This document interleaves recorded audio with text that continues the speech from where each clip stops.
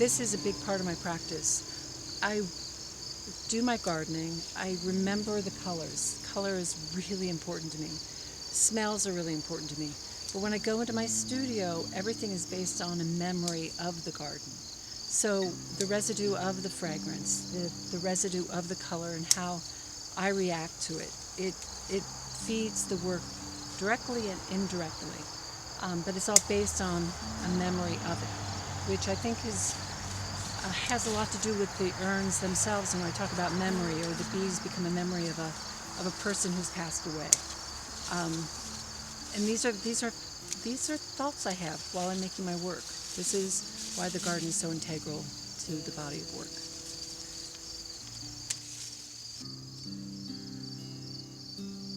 So as the spring was happening, and as I'm doing my work and kind of in solitude, I'm realizing that my work has gone full circle from urns that were made for the survivors of AIDS, and they were monuments to that period, that struggle that we had gone through. So in a way that this body of work is going full circle. So it's really going towards feeling comfortable or recognizing the ethos of the work and how did I get here. Because at first I was like, I couldn't really tell anybody I was making funereal urns. It was a very private exploration and too easily exploited.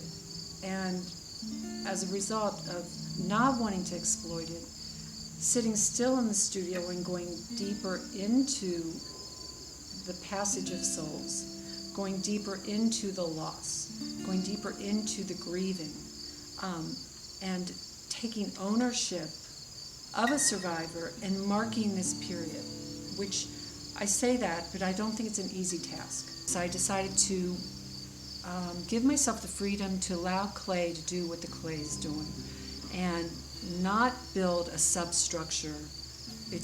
Let the substructure be the actual sculpture itself. You know, sometimes I think about these urns, they look precarious because the coil pot is doing its own thing, and I like that it looks like it's going to fall because it's relaxed and it's part of life, that it goes in through. It's a precarious state of being.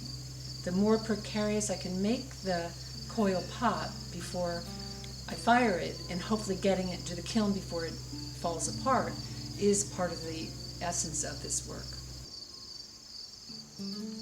But what I've done is, using forget-me-nots, which I really love the flower, as I coil build around like a tapestry, I build in my forget-me-nots. I make the forget-me-nots first, and they're fired off, and they're hand-painted and done.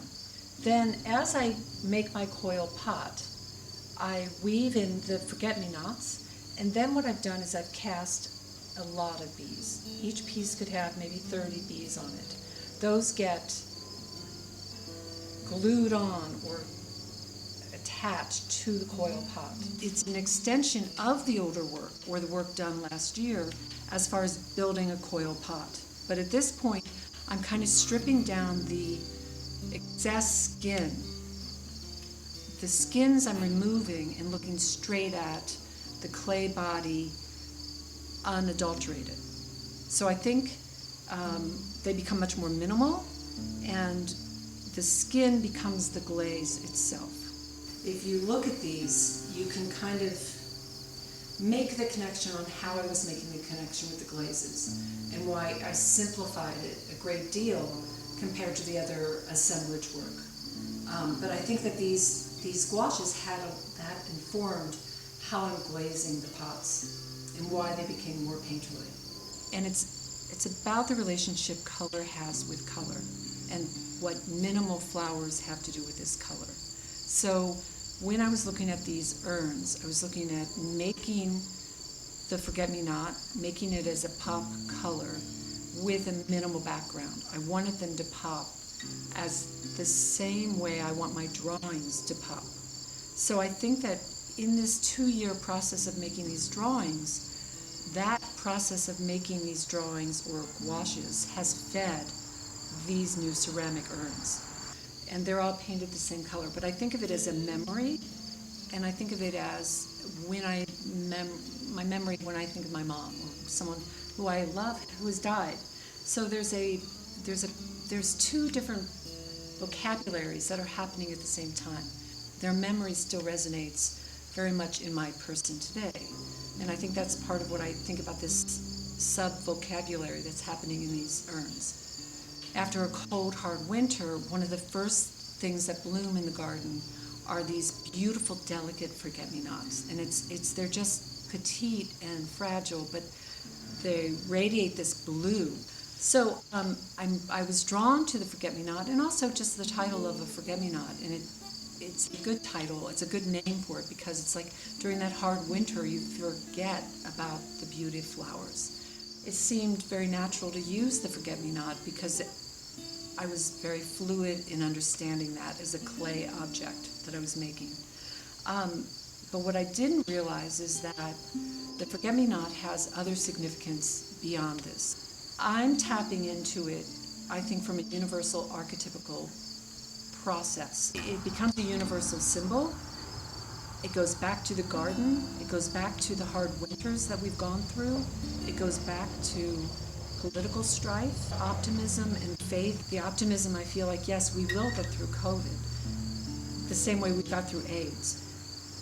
Are these forget-me-nots and these urns creating a memorial to remember we have gone through something like this before and we will get through it again? But let's not forget that we've gone through this kind of thing in the past.